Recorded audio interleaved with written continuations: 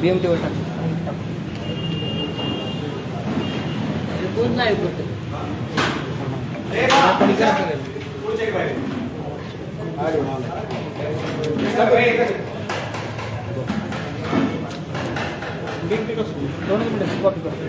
पुढच्या अवस्थेत चालतं पुढच्या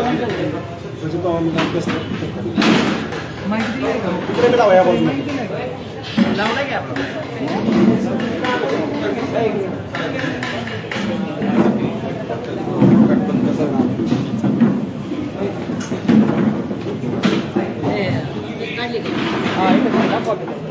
करायचं का सुरू?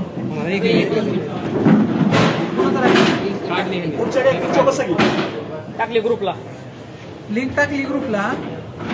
सर बारामतीत दौरा सुरू केलेला आहे तुम्ही. अहो चालू झाले. एक सेकंड. टाकली बघा.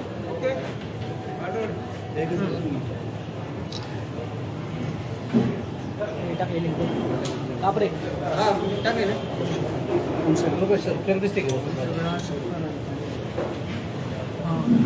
त्याला ही लावा की हलत नाही हलत.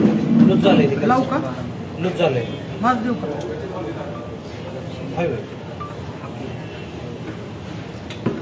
त्याला 50 जण आली ऐकतात अजून काही.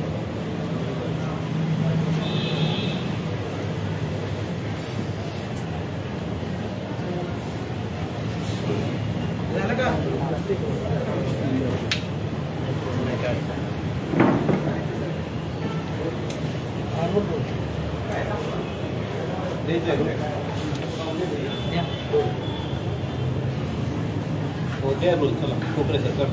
सर आज बारामतीमध्ये आलाय, काय नेमकं प्रयोजन आहे?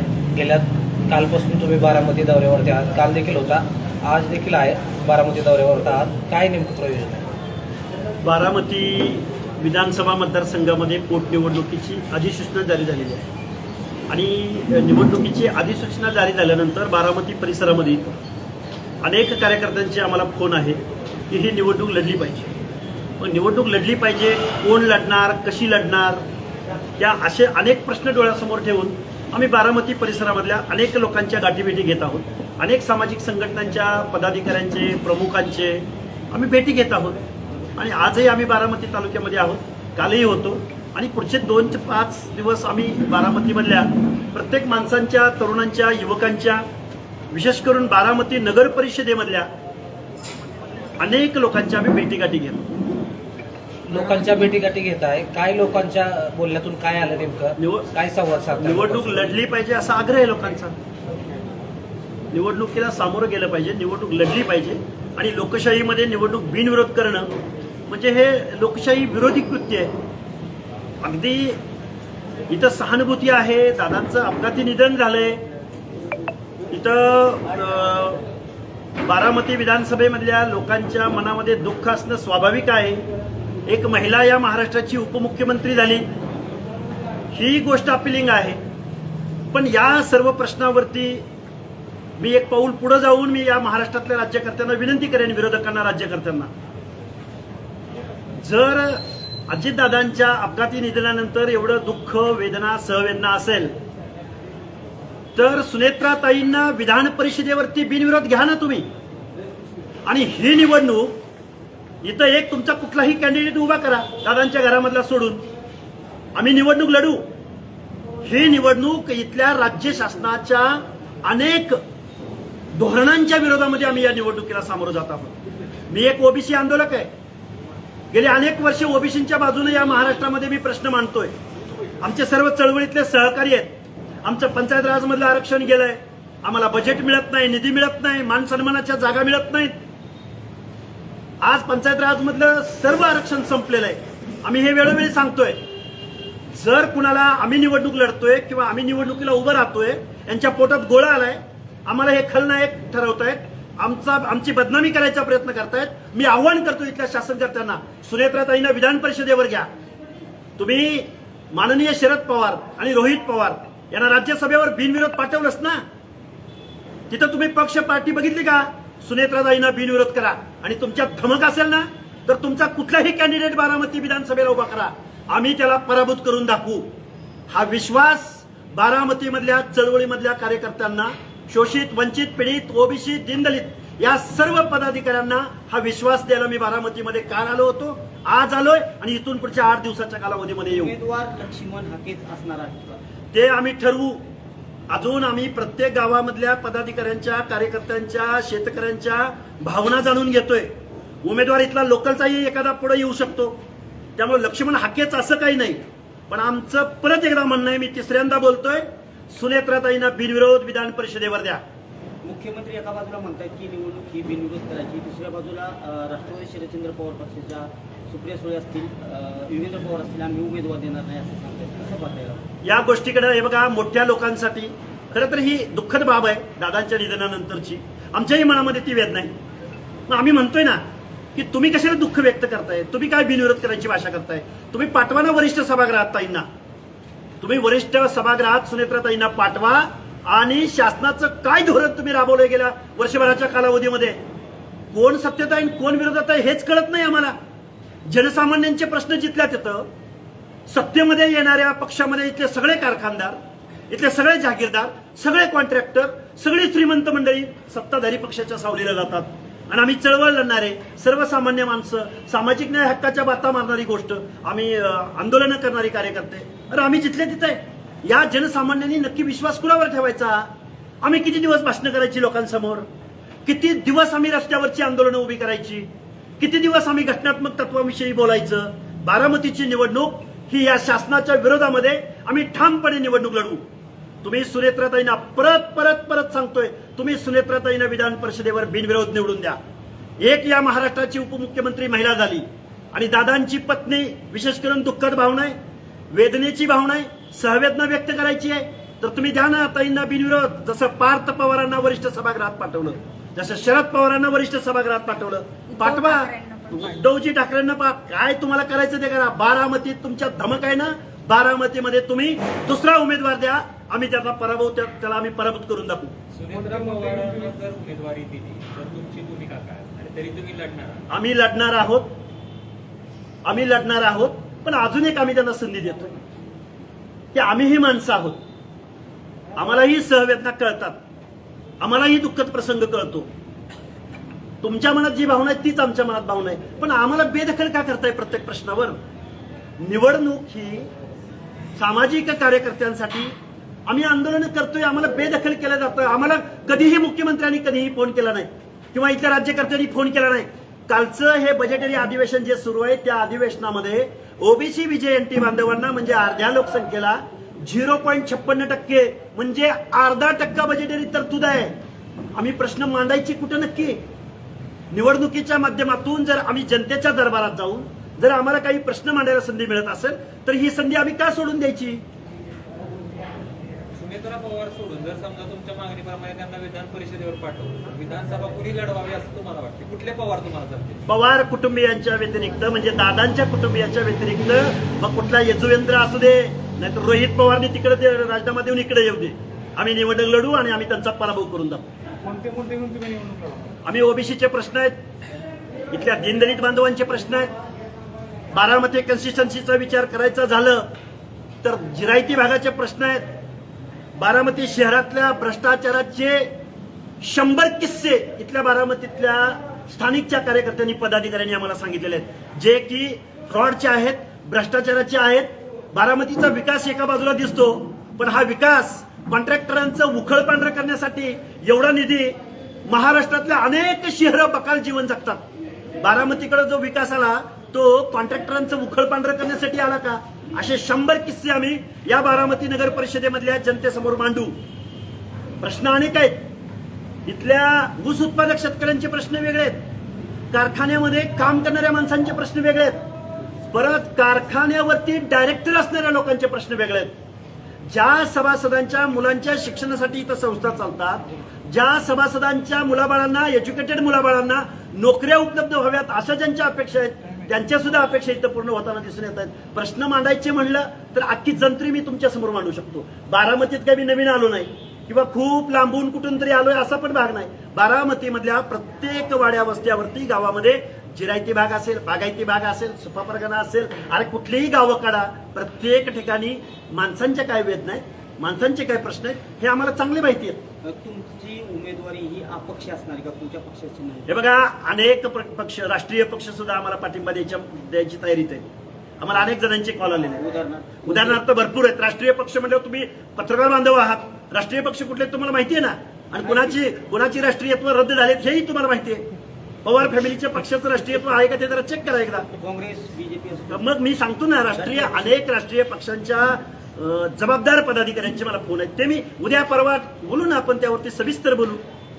सर तुम्ही बारामतीमध्ये अनेकदा आलात, जिरायती भागात तुम्ही बऱ्याचदा फिरलात, गेल्या 2 दिवसापासून फिरताय. काय असे मुद्दे वाटले, काय जिरायत भागातले प्रश्न तुम्हाला जाणवत आहेत जेणेकरून तुम्हाला असं वाटलं की आता इथं राहून निवडणूक लढवली पाहिजे? पिण्याचे प्रश्न आहेत, शेतीच्या बांधावरची, शेतीच्या संदर्भातल्या पाण्या, म्हणजे शेतकऱ्याच्या शेताच्या बांधावर पाणी नाही ना गेलेलं. भलं ते दुष्काळी असेल किंवा थोडंसं हाईटला असेल, त्याला लिफ्ट इरिगेशन योजना राबवावी लागेल, अनेक काही गोष्टी असू शकतात. पण तुम्ही 1000 कोटी रुपयाचा निधी इकडे आणत असाल, एखाद्या रस्त्याच्या लेअरवर लेअर घालत असाल, तुम्ही अनेक मुद्दे केली पाहिजेत. त्याला काही आमचा विरोध असायचं काही कारण नाही. अरे पण दुष्काळी पट्ट्यामधल्या लोकांना साधं पिण्याचं पाणी उपलब्ध नाही करून देऊ शकत. मग हीच बारामती समजायची का आम्ही? मूर्ती मोडवे सारख्या ठिकाणी पण वडगाव निंबाळकरकडे येणारा अजूनही रस्ता, तो पण पक्का रस्ता नाहीये. काही ठिकाणी शहरी भागात विकास झाला म्हणजे ग्रामीणचा पूर्ण विकास झाला असं म्हणता येणार नाही.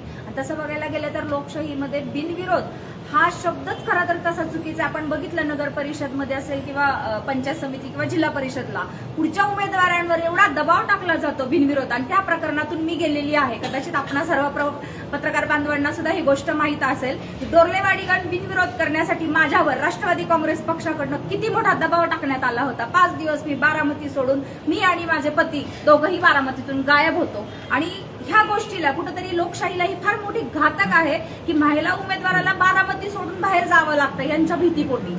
शेवटी विषय असा येतो की कुठलीही निवडणूक जरी आली तरी सामान्य जनतेचा कामं करण्यासाठी आज आपण बघतोय लक्ष्मण हाके साहेब ओबीसींच्या मुद्द्यांवर महाराष्ट्रभर लढतात आहे. ओबीसींचं स्थानिक स्वराज्य संस्थेतलंच आरक्षण आमचं आज गायब झालेलं आहे. कालच फलटण पंचायत समितीच्या सभापतीची निवड झाली.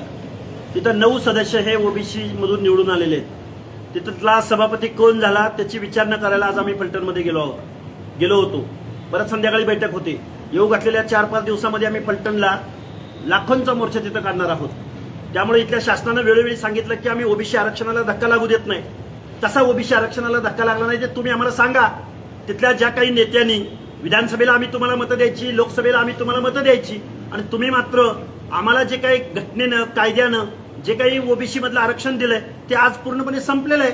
आणि त्यानिमित्त आम्ही आता फलटणला येऊ घातलेल्या 2-4 दिवसामध्ये ओबीसींचा महाएल्गार मोर्चा काढत आहोत. आणि हे आमचे प्रश्न आहेत. आमच्या प्रश्नाकडे तुम्ही दुर्लक्ष करायचं. आम्ही वेळोवेळी तुम्हाला बाय द्यायची. निवडणुकामध्ये तुमचं घराणं, तुमची लॉजिस्टिक यंत्रणा, तुमचे कारखाने, तुमचा रुबाब, तुमचा तामझाम, तुमच्या घरातले सगळे कुटुंबियातले सदस्य संसदीय पदावर, महाराष्ट्रातल्या 500हून संस्थांपेक्षा जास्त पदावर पवार कुटुंबीय असतं. आणि आता परत तुम्हीच सहानुभूती व्यक्त करायची आणि परत आम्ही या सहानुभूतीला बळी पडायचं. लोकशाहीमध्ये असं चालणार नाही. लोकशाहीमध्ये निवडणुकीला अत्यंत महत्व असतं. लोकशाहीमधला अर्क किंवा लोकशाहीचा उत्सव म्हणजे निवडणूक असते. या निवडणुकीला आम्ही बिनविरोध होऊ देणार नाही. ही गोष्ट आज तुम्ही लिहून या. बारामतीच्या मतदारांना काय आव्हान असणार आहे तुमचं आता? बारामतीचा मतदार गेल्या अनेक वर्षापासून बघतोय. ओबीसी बांधव आहेत, दीनदलित बांधव आहेत, विचार करतील आणि योग्य तो निर्णय घेतील. लक्ष्मण हाके यांना बारामती पोटनिवडणूक लढवण्याचा विचार का आला, म्हणजे कारण काय? इथल्या कार्यकर्त्यांचा आग्रह आहे. आम्ही महाराष्ट्रामध्ये फिरतोय. आम्ही बीड जिल्ह्यात जातोय, जालन्यात जातोय, नांदेडमध्ये जातोय, आम्ही सोलापूरला जातोय, आम्ही मुंबईला जातोय, पुण्याला जातोय. पण बारामती परिसरामधल्या ओबीसी बांधवांचं, बारामती परिसरामधल्या सर्व दीनदलित आंबेडकरी जनतेचं, ऊस उत्पादक शेतकऱ्यांचं, शेतमजुरांची सगळ्यांची भावना आहे. माझा मोबाईल जर मी तुमच्या समोर आत्ता जरी स्क्रोल करून दाखवला तर गेल्या 2 दिवसामधले कॉलची फ्रिक्वेन्सी आणि किती कॉल आलेत हेही मी तुम्हाला इतकं मीडिया समोर दाखवू शकतो. एवढ्या लोकांचा आग्रह आहे. तर आम्ही बारामतीमधल्या अजून 8 दिवस आम्ही बारामतीमधल्या प्रत्येक गावामध्ये पोहोचू. तिथल्या लोकांचा आम्ही पढीलिखी माणसं आहोत. आम्ही शिक्षण घेतलेली माणसं आहोत. आम्ही संविधान चांगलं जाणतो. इथं आता कोणाची हुकुमशाही, घराणेशाही प्रश्न उद्भवत नाही लोकशाहीमध्ये. लोकशाहीमध्ये जनतेच्या प्रश्नावर निवडणुका लढवल्या जातात आणि नक्की हीच गोष्ट डोळ्यासमोर ठेवून आम्ही या निवडणुकीकडे पाहतोय. आणि जर खूपच अजून एकदा परत रिपीट परत एकदा सांगतो, सुनेत्रताईंना विधान परिषदेवर बिनविरोध द्यावं आणि या सत्ताधाऱ्यांनी त्यांच्यात धमक असेल तर एक उमेदवार द्यावा आमच्या समोर, आम्ही निवडणुकीला सामोरं जातो. आमचं काय मत आहे की काल सुप्रिया सुळे जे खासदार आहेत त्यांनी असं मत व्यक्त केलं की पाथर्डी, मला वाटते कर्डिले साहेबांची पण पोटनिवडणूक लागलेली, तिथं म्हटलं की त्यांचं बिनविरोध नाही, बारामतीमध्ये म्हणलं की बिनविरोध आहे. ह्याच्याकडे तुम्ही कसं बघता? हे सगळे प्रश्न आहेत. याच प्रश्नांना घेऊन आम्ही डोळ्यासमोर ठेवून आम्ही जात आहोत. राहुरीला पण निवडणूक लागते, बारामतीत ही निवडणूक लागणार. त्यामुळं लोकशाहीमधल्या सर्व आयुधांचा वापर आम्ही ओबीसी आंदोलक म्हणून, आम्ही गावगाड्यातली चळवळीतले कार्यकर्ते म्हणून आम्ही या निवडणुकीकडे पाहणार. आमचे प्रश्न मांडण्यासाठी जर आम्हाला निवडणूक हे माध्यम जर आम्हाला मिळत असेल तर या लोकशाहीच्या माध्यमाचा आम्ही माध्यमांना डोळ्यासमोर ठेवून आम्ही या निवडणुकीला सामोरं जाऊ. सध्याचं वातावरण जर आपण बारामती मतदारसंघातलं पाहिलं तरी भावनिक वातावरण असल्याचं चित्र त्या ठिकाणी आपल्याला पाहायला मिळत आहे. मग तुम्हाला असं वाटतंय का तुम्ही जर निवडणूक लढवण्याचा निर्णय घेतला तर बारामतीकर तुम्हाला साथ देतील? हे बघा, जनता भावनिक आहे, सर्वसामान्य माणसं दुःखी आहेत. सर्वसामान्य माणसं दादाच्या अपघातानंतर तर दुःखी होतीच, पण रोहित पवार यांच्या रोजच्या पॉवर पॉईंट प्रेझेंटेशनमुळं ही लोक अजून संभ्रमावस्थेत आहे. एका बाजूला या महाराष्ट्राचे ज्येष्ठ नेते शरदचंद्रजी पवार म्हणतात की हा घातपात नसून हा अपघात आहे, आणि त्यांचाच नातू जो त्यांचा वारस बनू पाहतोय तो म्हणतोय की नाही हा घातपात आहे. आता ह्या सामान्य जनतेनं जायचं कुठं सांगा बरं? आम्हा सगळ्या लोकांना दादांच्या बाबतीमध्ये जे घडलं ही वेदनाच आहे, हे दुःखच आहे. पण पवार साहेबांची एक भूमिका आणि रोहित पवारांची एक भूमिका, हे काही गौडबांगल आहे हे आम्हाला कळलेलं नाही. म्हणजे आम्हा लोकांना तुम्ही संभ्रमित करणार. संभ्रमित करता करता पार्थ पवार पण राज्यसभेत जाणार, ज्या वरिष्ठांच्या सभागृहात, आणि तिथंच शरदचंद्रजी पवार पण तिथंच जाणार आणि बिनविरोध जाणार. म्हणजे सत्ताधाऱ्यांचं नक्की काय गौडबंगाल आहे? त्यामुळं जनतेच्या मनात दुःखाची भावना आहे, पण सत्ताधाऱ्यांना फक्त सत्ता कळते, सत्तेतलं टायमिंग कळतं. राजकारणातली स्पेस शोधायला रोहित पवार रात्रंदिवस पत्रकार परिषदा घेत आहेत, रात्रंदिवस. आणि ती जी भूमिका मांडतायत तिथं पवार साहेबांची मात्र भूमिका वेगळी असू शकते. ते मात्र बिनविरोध तिकडं राज्यसभेमध्ये जात आहेत. याचाही विचार कुठेतरी जनतेने करायला पाहिजे ना. तुम्हाला काय वाटतंय, अजित पवारांचा घातपात झाला असावा की अपघात? हे बघा, अपघात आत्ता शरदचंद्रजी पवारांच्या भाषेत हा अपघात झालाय, रोहित पवारांच्या भाषेमध्ये हा घातपात झालाय. याच्यामध्ये इथल्या शासकीय यंत्रणांनी शोध लावावा, इन्व्हेस्टिगेशन करावं, दूध का दूध पाणी का पाणी करावं, ही माझी भावना आहे. लक्ष्मण हाकेंना काय वाटतं, अपघाती की घातपात? हे बघा, लक्ष्मण हाकेंना जेवढं कळतं त्यानुसार दादांच्या बाबतीमध्ये जी दादांच्यावरती जी वेळ आली ती वेळ यायला नको होती, ही भावना मी व्यक्त करेन. तुम्ही रुग्णालयाच्या नामकरणाचा जो GR होता त्याच्या संदर्भात आंदोलन उभं केलं होतं, खूप बोलले होतं. आता तुमच्या सहकार्यांनी देखील सांगितलं होतं की हे जर नामकरण त्यांनी हा GR चेंज केला तर आम्ही विचार करू. मग तुम्ही विचार करणार का हा GR बघा, ही निवडणूक आहे, जसा नामकरणाचा प्रश्न आहे तसाच या महाराष्ट्रातल्या सत्ताधाऱ्यांच्या विरोधामधल्या अनेक प्रश्नांची ही निवडणूक आहे. हे बाय इलेक्शन आहे. अख्ख्या महाराष्ट्रातल्या जनतेचं इकडे लक्ष आहे. मुख्यमंत्री महोदय, परत एकदा ध्यान देऊन ऐका. तुम्ही निवडणुकीला सामोरं जात असताना इथल्या वेगवेगळ्या जात समूहांच्या 18 आर्थिक विकास मंडळांची स्थापना केली. त्या आर्थिक विकास महामंडळांचे अध्यक्ष कुठे आहेत? तुम्हाला एक अध्यक्ष गेल्या वर्षभराच्या कालावधीमध्ये मिळू नये. तुम्हाला अध्यक्ष मिळत नसेल तर त्याचं ऑफिस कधी मिळणार? ऑफिस मिळत नसेल तर त्याला बजेट कधी मिळणार? त्याला बजेट मिळत नसेल तर या गावगाड्यातल्या ह्या ज्या काही भटक्या, शोषित, वंचित, पीडित, अरे देवादिकांची नावं देऊन, संत महात्म्यांची नावं देऊन या 18 महामंडळांची घोषणा तुम्ही केली. हे प्रश्न असू शकत नाहीत निवडणुकीला सामोरं जात असताना.